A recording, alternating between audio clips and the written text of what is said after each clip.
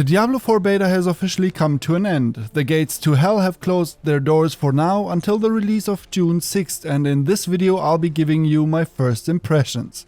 So, how was the beta? What do I think about Diablo 4 after having spent a good 80 hours in the game playing all 5 classes up to level 25? In this video we'll be taking a closer look at everything that was presented to us. The story, the open world, the gameplay of the 5 classes, itemization, loot and equipment, activities and long-term motivation. But let's start with the obvious. Diablo 4 is a brutally beautiful game. Visually it delivers exactly what you'd expect from a sequel in 2023.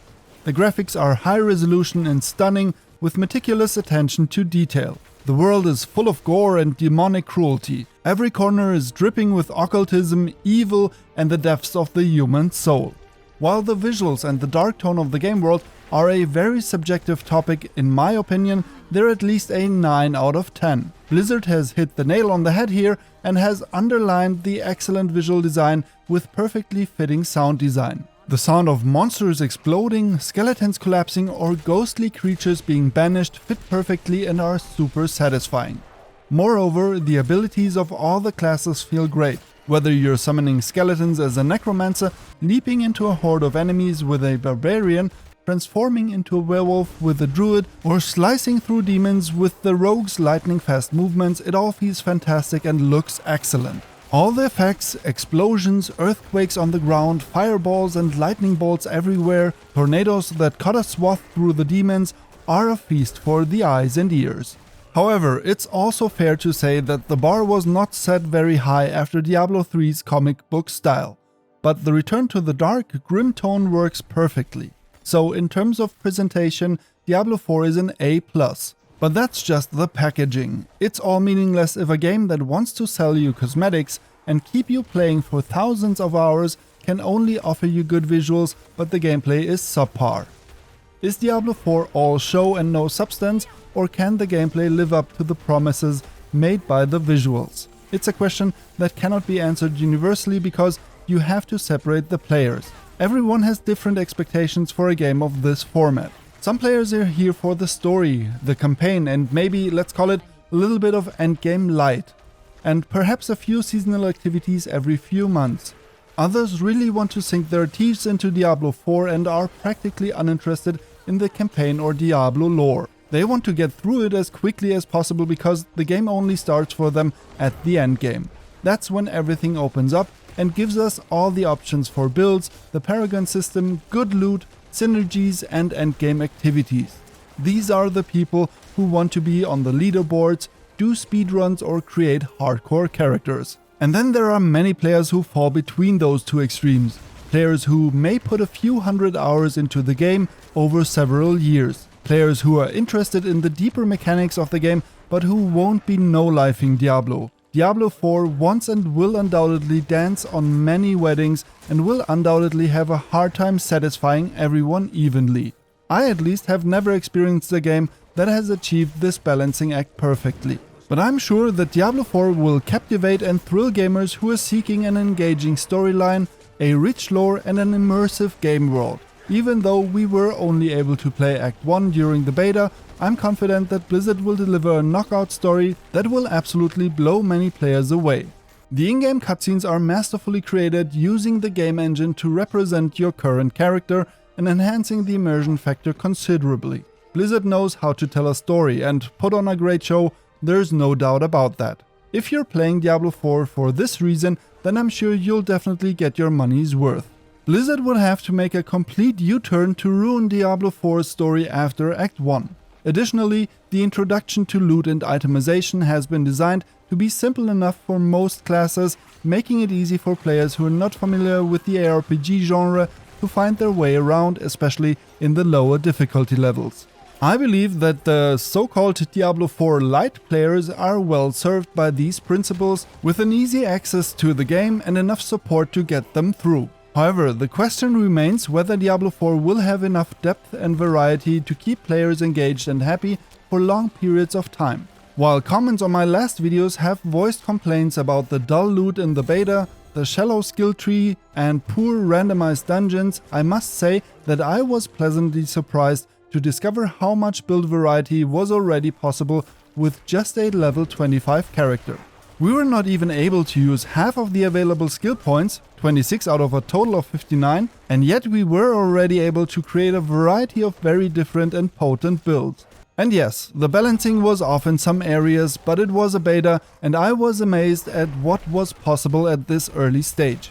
We could not even take full advantage of the class specializations or the Paragon system. We did, however, gain a good understanding of the itemization system, including how loot feels, which affixes are useful for specific builds, and which affixes are more generic or complementary. We also explored the crafting system and discovered many opportunities for min-maxing. For my part, I can only say that I'm generally satisfied with the loot in Diablo 4 and it meets my needs. However, I wouldn't call myself a hardcore player who spends several thousand hours on loot-based games. I would say that I'm somewhere in the upper middle range, a so-called hardcore casual player maybe, who plays a lot, spends time testing mechanics, builds and thoroughly enjoys the game, but eventually moves on. In the end, gaming is still a hobby that has to fit in my free time, besides working full-time, being a husband and father, and doing YouTube. If you find yourself in a similar position, I'm pretty sure that you and I will have fun playing Diablo 4, at least for the first few months. However, I don't think that players who get lost in games like Path of Exile and invest more than 10 hours daily will be truly satisfied with Diablo 4 in the long term. The game lacks depth in the areas of loot, crafting and skill trees, especially when compared to Path of Exile. I also don't think that Blizzard intends to cater to or reach out to this community with Diablo 4. Diablo 4 is obviously designed for a broad audience. Blizzard wants to capture as many players as possible, using a full-priced game, a live service model, an in-game item shop, a paid battle pass, and paid DLCs. At every turn, they are looking to earn revenue. Now, don't get me wrong, I'm completely fine with the game being continuously updated with new content over the years and needing to finance itself accordingly.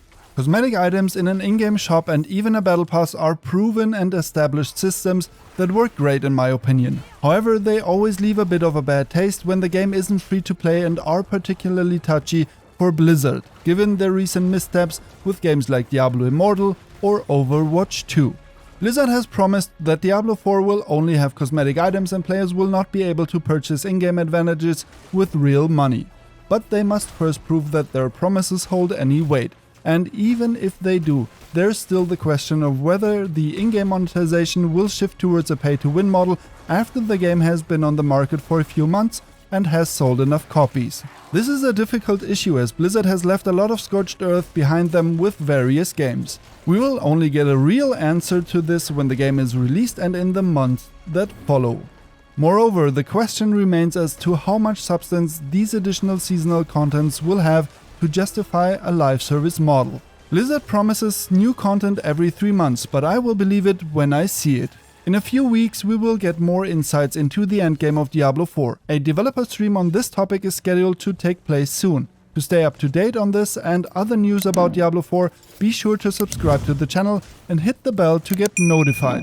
And if you enjoyed the video so far, I would really appreciate it if you give it a thumbs up, as it helps out the channel a lot.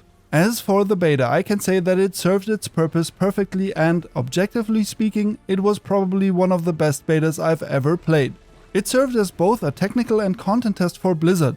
The demand at the start of each weekend was overwhelming and the servers were initially crushed. However, Blizzard quickly responded with a series of patches and hotfixes and the game ran smoothly on Saturday.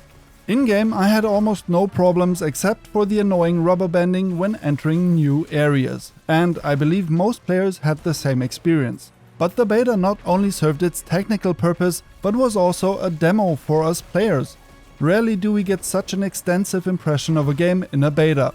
We were able to properly test all 5 classes of the main game and level them up to level 25. This gave us an excellent idea of the gameplay and feel for each class. We were also able to play the entire Act 1, giving us a good understanding of the story, setting and tone of the game world. We received a good overview of the loot and associated systems, we were able to look at crafting and explore all the legendary aspects of the game. And we were also able to play the open world, explore the shared world system and all associated activities on a large scale.